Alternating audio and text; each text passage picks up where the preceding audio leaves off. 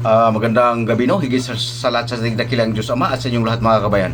Mga kabayan, no, sasagutin ko lang po yung tanong, no.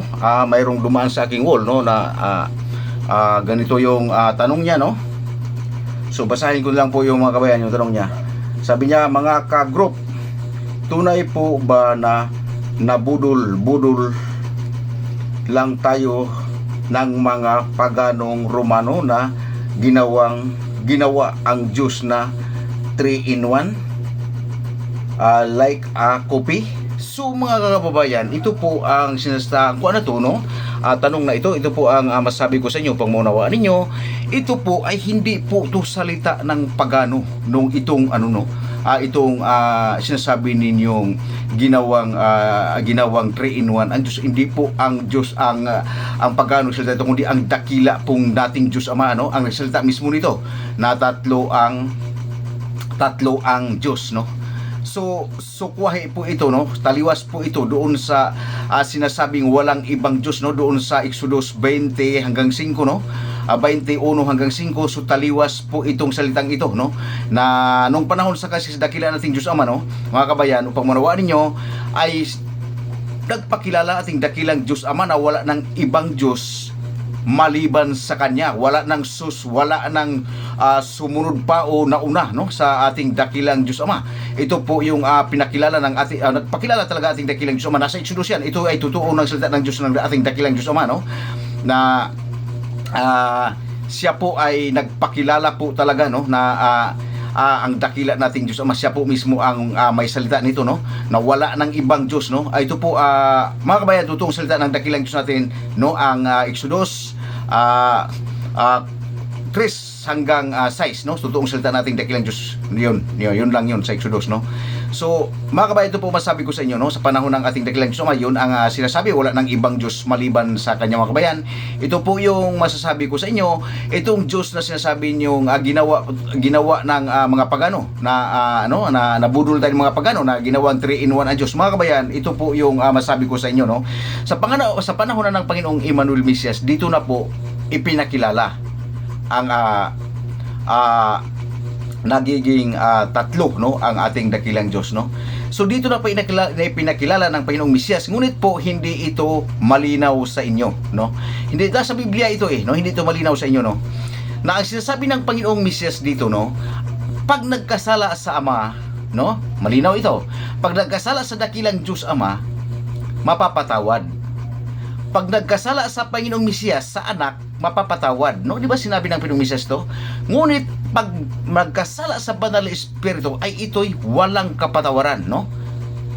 Mga kabayan, ang salitang ito, no, na panahon na nanggagamot si Panginoong Mesias dito, itong salitang ito, no, na pag hinusgahan mo, no, na pinahusgahan kasi dito si Panginoong Mesias, kaya lumabas itong nagiging tatlo ang Diyos. Tatlo po talaga, no? Kasi ang sinabi, kung magkasala ka sa Ama, Diyos, dakilang Diyos Ama. Pag nagkasala ka mapatawad ka. Pag nagkasala ka sa anak, Diyos pa rin ito. Ang Mesiyas, anak to ng Diyos, So mapapatawad ka pa rin, no? Ngunit pag nagkasala ka sa Banal na Espiritu, ito ay walang kapatawaran. Pagkatandaan po ninyo, nakasulat sa Biblia ito. So hindi po yung sinasabi niyong nabudol tayo ng mga pagano, dahil itong tatlong Diyos po ito, hindi po ito salita ng pagano, no? Ito po ay isinilita ng Panginoong Mesiyas. Ngunit ang tinatanong ko ang dakilang Ama dito, kung totoo bang tatlo ang Diyos? Talagang totoong tatlo, no? Ngunit may sinasabi ng Ama na may isang Diyos, no? Ang dalawang nagmula sa Kanya, pinadala niya rito, no? Pagkatandaan niyo, ito lang po yung masasabi ko sa inyo. Ang nagmula sa Kanyang dalawa, no? Itong dalawa, ang Mesias at ang Banal na Espiritu, ayan, pinadala niya sa mundong ito, no? Ayan po ang masasabi ko sa inyo. Nauna ang Mesias, pagbalik ng Mesias sa langit, bago po pinalit ang Banal na Espiritu, no? Ito po ang masabi ko sa inyo, no? Liliwanagin ko sa inyo ang tatlong ito, ang Ama at ang Mesias at ang Banal na Espiritu, Diyos ito, no? Mismo ang Ama nagsasabing Diyos ito, no? Silang tatlo, Diyos. Iyon ang sasabi ko sa inyo. Dahil walang pinagmulan, walang ibang pinagmulan itong tatlo kundi nagmula sa itong dalawa kundi nagmula sa ating dakilang Diyos Ama. Upang munawaan nyo, liwanagin ko sa inyo. Hindi kayo nabudol kung tatlo ang Diyos niyo. Ito po yung katotohanan. Kung gagawin niyo pong tatlo ang Diyos ninyo, no? Ang dakilang Diyos Ama at ang Mesiyas at ang Banal na Espiritu, ito po ay mayroon kayong kaligtasan, mga kabayan. Upang munawaan niyo, no? Kasi pag wala sa hindi nyo kinikilala ang Banal na Espiritu at ang Mesiyas na Diyos at Diyos ang Banal na Espiritu, pag hindi nyo kinikilala, mga kabayan, hindi nagbibigay sa inyo ng kumpletong impormasyon ang dakilang Diyos Ama. Upang unawaan nyo. Dahil ang ibibigay lang ng Ama, yung sa papel lang niya. Ang ibibigay lang din po ng Panginoong Mesiyas sa inyo, yung sa papel lang po niya. Yung sa Banal na Espiritu, kung hindi binaliwalaan nyo ito, hindi maibibigay yung papel ng Banal na Espiritu sa inyo. Dahil ito yung pinakamahalaga. Bakit? Ito yung nagbibigay ng kumpletong impormasyon ang Banal na Espiritu na hindi ka magiging bulag sa Bible. Lahat ng impormasyon tungkol sa Diyos, hindi ka nagiging bulag. Ito makikita mo ito lahat upang manawaan ninyo.